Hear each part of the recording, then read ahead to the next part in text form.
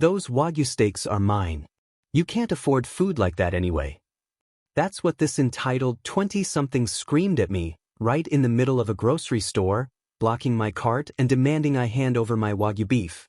When I calmly kept shopping, his HOA president mother swooped in to defend him.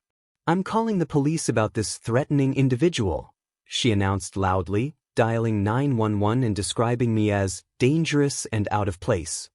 The entire store watched the drama unfold, phones out, recording everything. What this neighborhood Karen didn't realize was that the responding officers were about to learn something very interesting about their so-called threat. I was just doing my weekly grocery run at the fancy market on Elm Street, the kind of place that sells organic everything and where the carts glide like butter. I'd thrown on my usual off-duty uniform, a hoodie and jeans, hoping to blend in like any other neighbor picking up dinner. It was busy for a Tuesday afternoon, stay-at-home parents and retirees browsing at their leisure. I was in the meat section, admiring some gorgeous Wagyu steaks that cost more than most people's weekly groceries, when everything went sideways. This young white guy, early 20s, suddenly stopped next to my cart. So athletic. That entitled posture of someone who's never been told no. He stared at the steaks in my cart, his expression darkening, like he was silently calculating whether I even belonged in the same zip code as those steaks, let alone buying them. I ignored him and kept shopping. But instead of moving along, he planted himself directly in front of my cart, blocking me. "Yo, old man," he barked loud enough for half the store to hear, "those steaks are mine. Hand them over." His voice oozed the kind of arrogance you only get from growing up believing the world owes you everything. I felt the eyes of the entire produce section turn toward us. The background hum of the store faded to silence. A woman near the tomatoes even pulled out her phone to record. I calmly reached for an avocado, pretending nothing had happened. That only made him angrier. His face flushed red. "Don't ignore me," he shouted, stepping closer to my cart. "I'm Jake Wilson. My mom's the HOA president. You don't belong in our neighborhood, and you sure as hell don't belong buying food like that." The entitlement dripping from his voice was astonishing. Here was a kid, who probably never worked a day in his life, telling me what I could or couldn't buy, based purely on the color of my skin. I continued toward the checkout. But he followed me, growing louder and more agitated. That's when his mother arrived, and things got 10 times worse. Brenda Wilson looked exactly like Hollywood's idea of an entitled suburban mom, perfectly coiffed blonde hair, designer workout clothes that had never seen a gym, and that ever-present expression of smug dissatisfaction. She stormed over like she owned the place, probably thinking she did, and without even asking what happened, she planted herself between us. "My son is absolutely right," she declared in a voice that could cut glass. "Someone like you has no business buying food like that. Those steaks are for people who actually contribute to this community." The audacity was breathtaking. Here she was, in her $300 athleisure outfit, probably driving a car worth more than some houses, telling me I didn't deserve to buy groceries. By now, customers were gathering around, some filming, others staring in disbelief. The teenage cashier looked mortified but afraid to intervene. An elderly man shook his head and walked away. A young mother quietly ushered her kids out. The whole scene felt like a social experiment gone wrong. But here's where it got interesting. Brenda Wilson had no idea who she was dealing with. As she continued her tirade about neighborhood standards, I just smiled and loaded my groceries onto the conveyor belt. Wagyu steaks, organic veggies, expensive wine. Everything that had apparently triggered this meltdown. Jake was practically vibrating with rage at being ignored. And then Brenda dialed 911. "There's a threatening black man harassing my son at the grocery store," she said, loud enough for everyone to hear. "He's being aggressive, and we feel unsafe." The lies poured out of her mouth effortlessly, like this wasn't her first time weaponizing law enforcement. I simply smiled and said, "Go ahead. Call them." Little did she know, she was about to learn why you should never judge a book by its cover, or a police chief by his hoodie. The police arrived in under 10 minutes, lights flashing in the parking lot. I had to give my department credit. They responded fast, even to questionable calls. 2 officers entered the store, both familiar faces. Officer Martinez, a level-headed veteran, and Officer Smith, newer but sharp. They approached professionally, though I could see the assumptions already forming in their minds.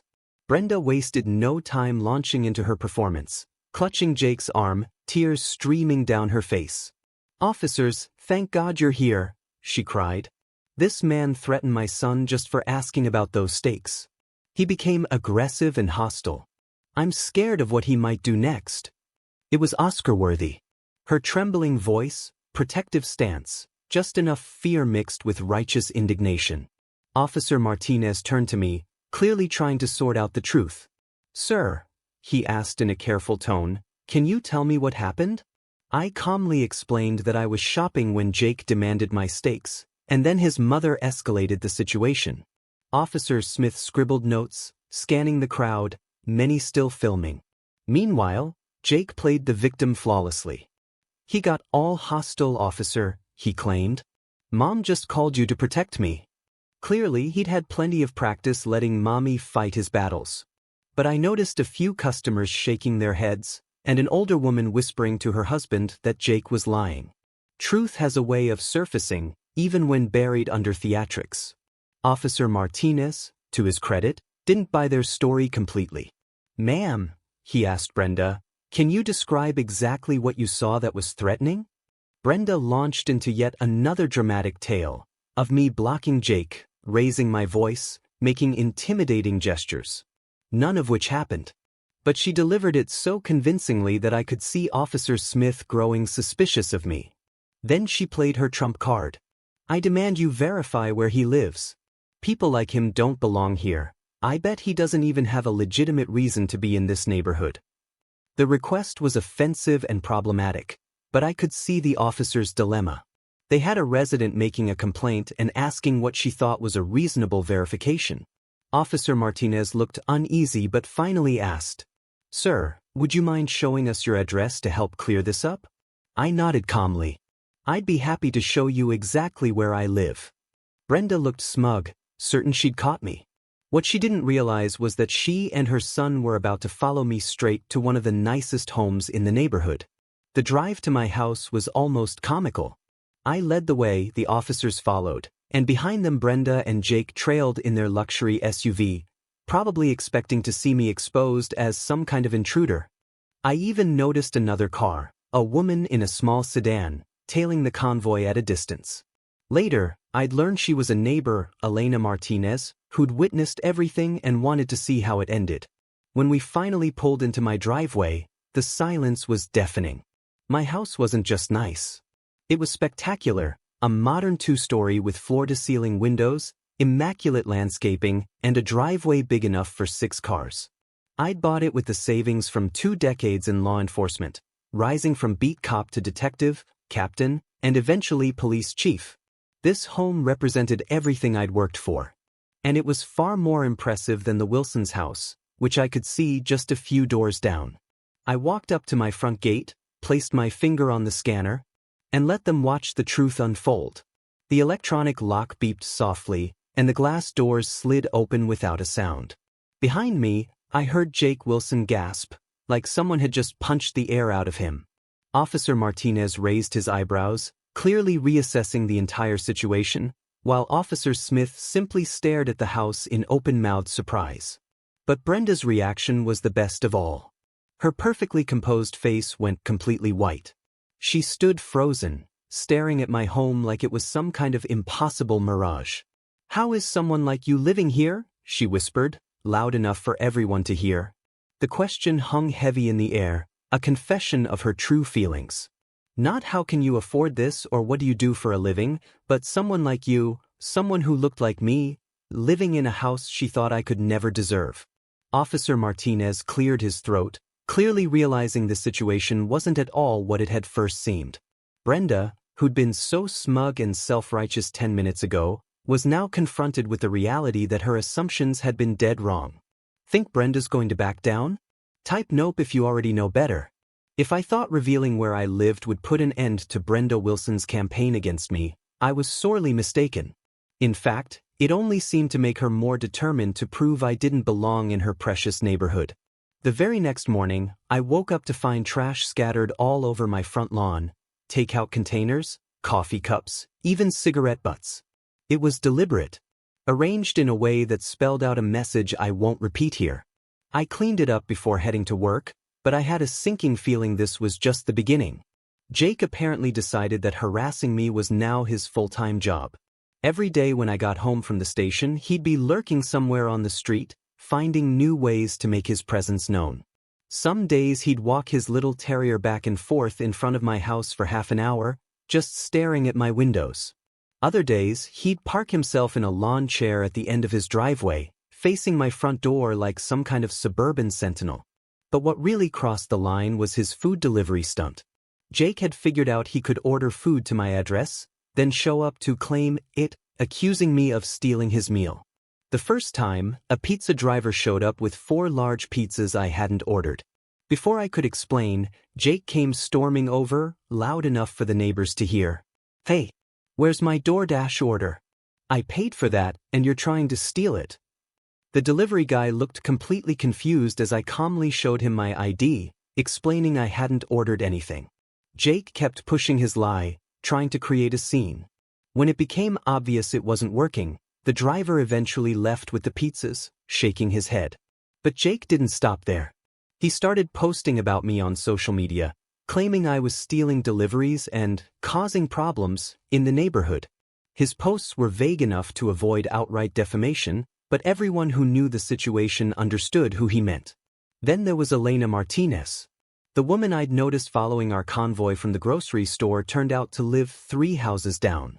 She was in her early 60s, a retired teacher who'd lived in Willowbrook Heights for over 15 years. One afternoon, as I was checking my mailbox, she quietly approached me. "I'm sorry to bother you," she began, glancing around nervously. "But I've been watching what that Wilson boy has been doing to you. I saw what really happened at the grocery store, and I've seen how he's been harassing you ever since. It's not right. But you should know, Mrs. Brenda has been telling everyone you're dangerous." Her words explained the cold stares and frosty greetings I'd been getting from other neighbors. Apparently, Brenda had gone door to door, warning people about the threatening, new resident who had terrorized her family at the store. Elena shook her head sadly. "People are scared," she admitted. "Mrs. Brenda, she has a way of making life very hard for anyone who crosses her." That evening, right on cue, Jake escalated his campaign. I was sitting in my living room when loud music shook the windows. Looking outside, I saw Jake's car parked in front of my house, windows down, blasting explicit rap music and revving his engine. When I didn't react, he got out and started tossing small rocks at my windows, not hard enough to break anything, but just enough to irritate me. I was reaching for my phone to report it when Elena appeared at my door, visibly upset. "I can't take this anymore," she said firmly. "He's been doing this for 20 minutes. It's disturbing everyone." And now, Mrs. Brenda called the police again. "She's claiming you're stalking her family and taking pictures of their house." Sure enough, sirens began to wail in the distance. Jake must have heard them too, because he jumped in his car and sped away. But the damage was done. For the second time in a week, the police were being called to deal with me. Officers Martinez and Smith arrived looking tired and frustrated, though still professional. Brenda appeared almost immediately, as if she'd been waiting, clutching Jake's arm, her face painted with feigned fear. "Officers, he's been watching our house all day," she claimed. "Taking pictures. Making notes. We don't feel safe in our own neighborhood."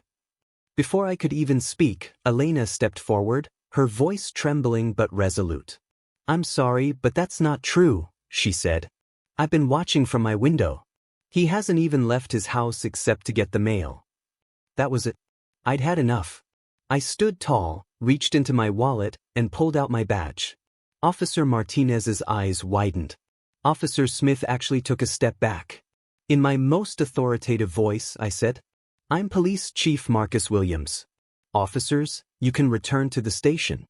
I'll handle this harassment case personally." The effect was immediate. The air went dead silent. Brenda's mask of composure cracked like shattered glass. Her mouth opened and closed, but no sound came out. Jake looked like someone had just told him Santa Claus wasn't real. Elena's eyes widened in astonishment, finally realizing who I really was. Officers Martinez and Smith straightened up, instantly snapping into respect. "Chief Williams," Martinez said formally, "we had no idea. Should we file a report about the harassment?" "I'll handle it myself," I replied.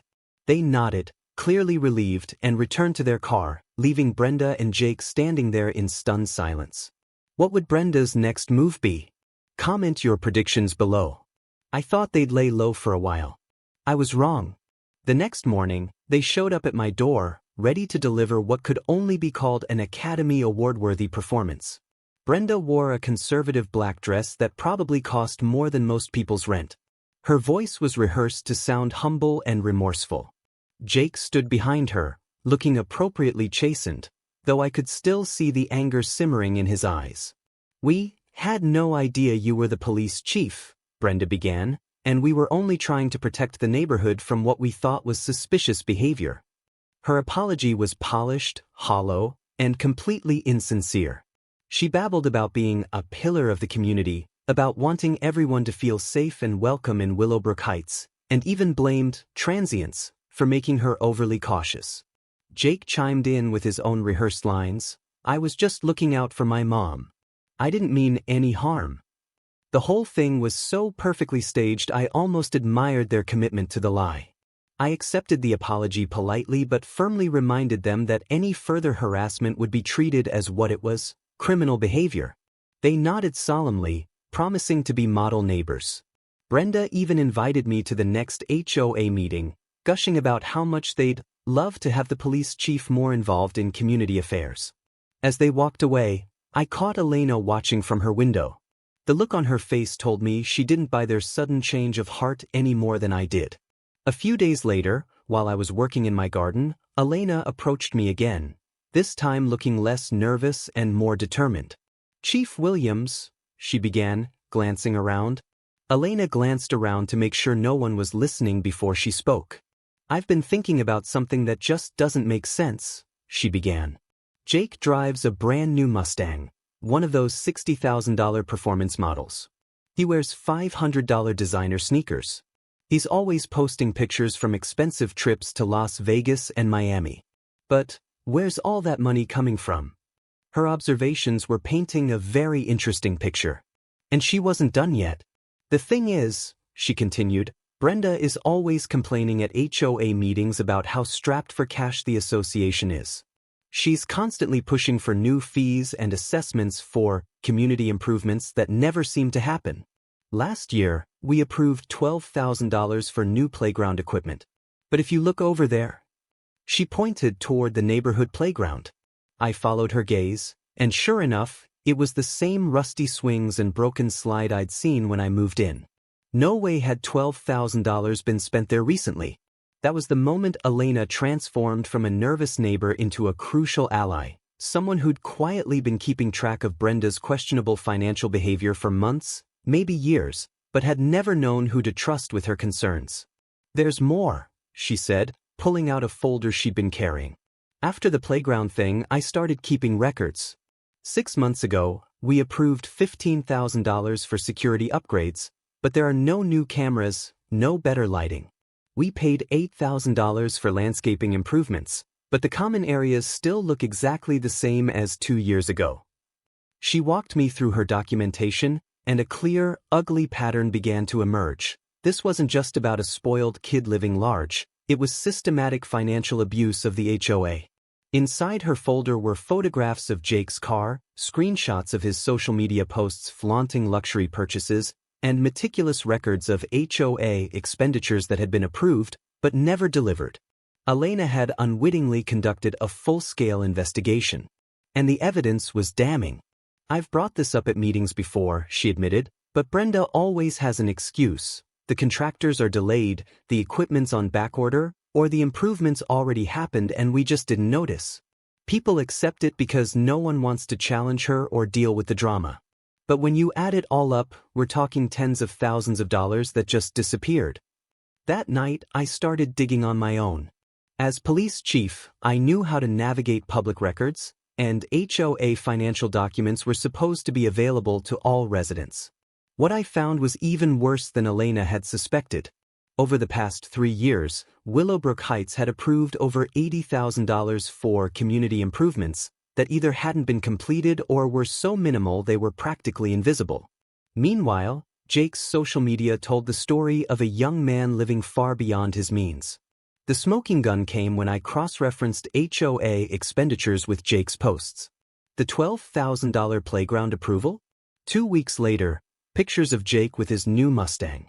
The $15,000 security upgrade? Just before his spring break trip to Cancun. The $8,000 landscaping contract? Right as Jake posted photos of his designer watch collection. The pattern was so blatant I couldn't believe no one had caught it sooner. But just when I thought I had the upper hand, Brenda launched her nuclear option. One morning, my phone wouldn't stop buzzing. Calls from reporters, colleagues, even my own mother. Brenda Wilson had given an exclusive interview to Channel 7, complete with tears, dramatic pauses, and a story so compelling it was already trending on social media and being picked up by national outlets.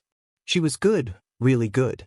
On camera, in a simple blue dress and minimal makeup, she portrayed herself as a wounded single mother. Mr. Wilson had conveniently been erased from the narrative, just trying to protect her family from an unstable, vindictive police officer abusing his power. According to her, I had harassed her family since the incident at the grocery store, threatening violence, stalking their home, and using my badge to intimidate innocent residents. She painted herself as helpless, pleading to the public, what kind of community allows law enforcement to target families out of personal grudges? Within hours, my phone was overwhelmed. The mayor's office, city council, the governor's communications team. By noon, protesters were outside the police station with signs reading, "Fire corrupt cops," and "Justice for Brenda Wilson." The meeting with Mayor Davidson was as painful as I expected. He sat across from me, looking genuinely regretful but ultimately concerned about the city's image. "Marcus," he said, "I believe in your integrity. But this isn't about what really happened, it's about public confidence. Until the investigation's done, I need you to step back." I handed over my badge, my weapon, my department credentials. 20 years of service reduced to this. Walking out of City Hall that afternoon, through a gauntlet of cameras, reporters, and protesters, was one of the lowest moments of my career. I kept my head high, but inside I was furious, not just at Brenda, but at the system that let perception outweigh truth. Elena was waiting for me in the parking lot, having somehow slipped past the mob. "Chief Williams," she said quietly, "I know this looks bad, but not everyone believes her." And then Jake made the mistake that destroyed everything his mother had built. Drunk on their perceived victory, he decided to celebrate by live-streaming himself vandalizing my property.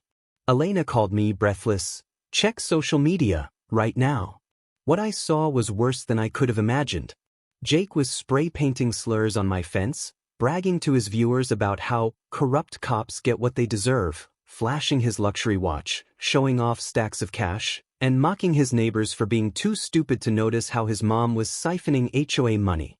"The HOA funds are basically ours anyway," he laughed on camera. "My mom does all the work. We deserve it. Playground money, security upgrades, whatever. These idiots don't even check." Elena recorded everything from her window. Other neighbors gathered outside as word spread.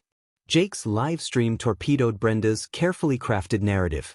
Neighbors who'd believed her sob story suddenly had proof: her son vandalizing property, flaunting stolen money, and mocking the entire community. Elena quickly organized an emergency HOA meeting without Brenda or her inner circle. What we uncovered was shocking, and went back much farther than we'd thought. Mrs. Patterson on Oak Street had kept receipts showing a $500 assessment for community center roof repairs that never happened.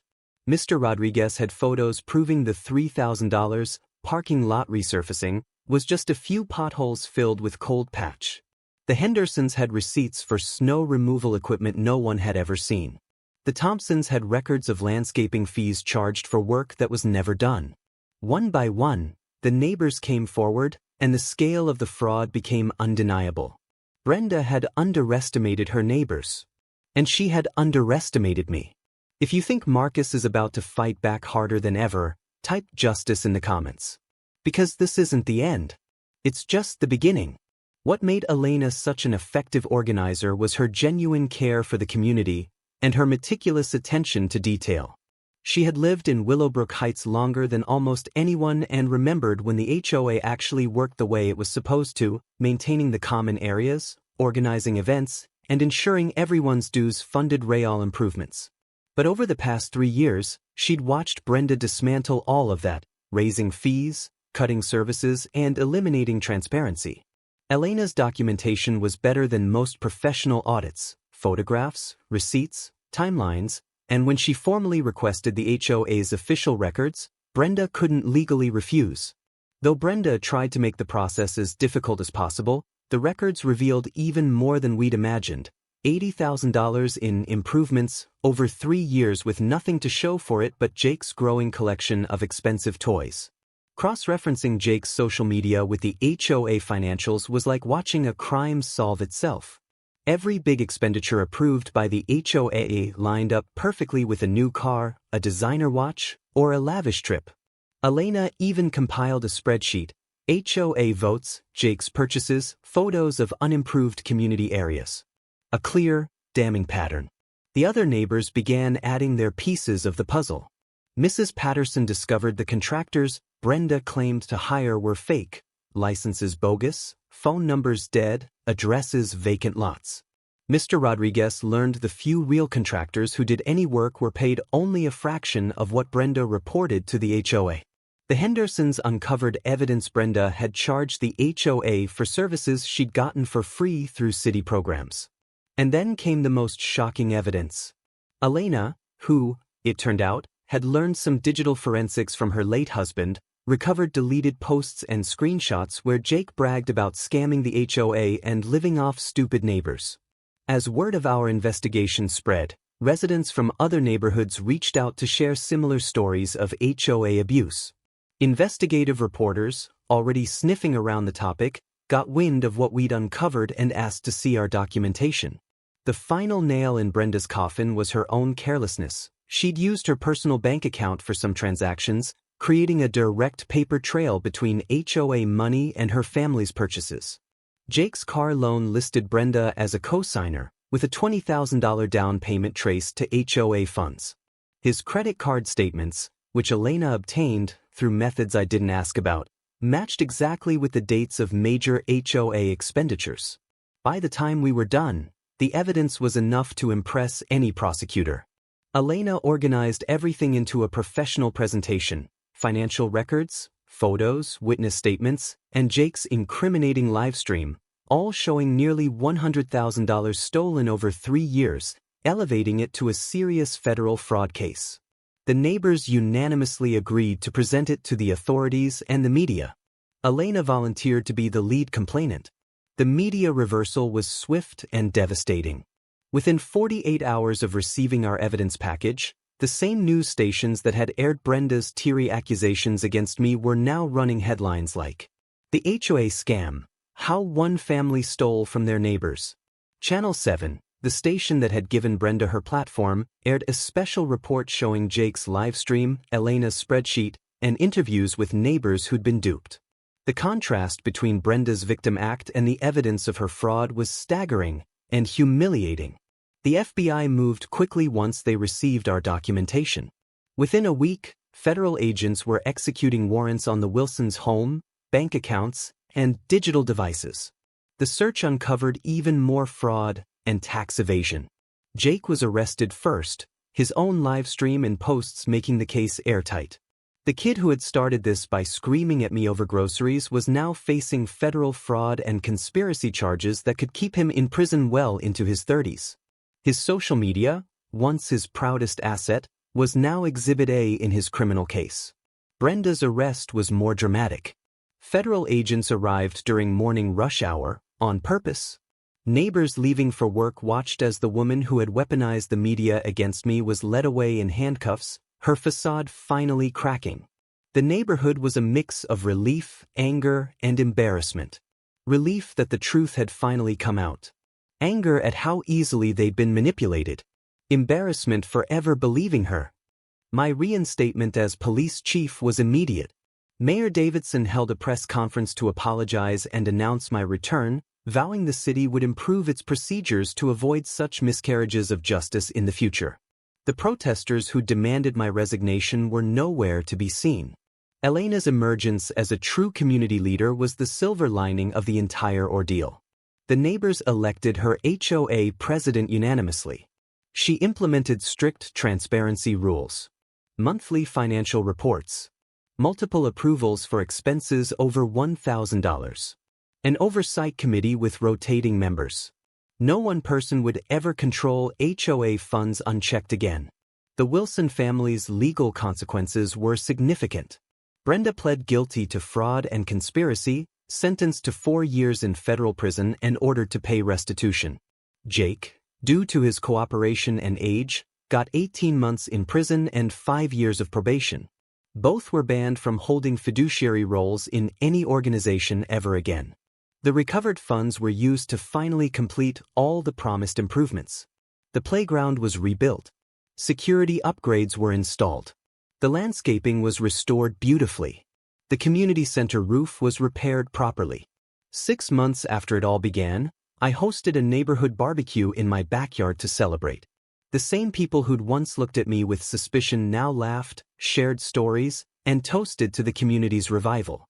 Elena brought her famous potato salad and gave a short speech. Thank you all for standing up for what's right, even when it was hard. As the sun set and we cleaned up, a police transport van rolled slowly past my house, carrying inmates from the courthouse to the detention center. Through the reinforced window, I caught a glimpse of Brenda Wilson staring out at the neighborhood she'd once ruled with fear and manipulation. Our eyes met for a moment. I felt no anger, only pity for someone who had thrown everything away chasing money and power that had never really been hers. Think Brenda learned her lesson? Type karma in the comments if justice was served.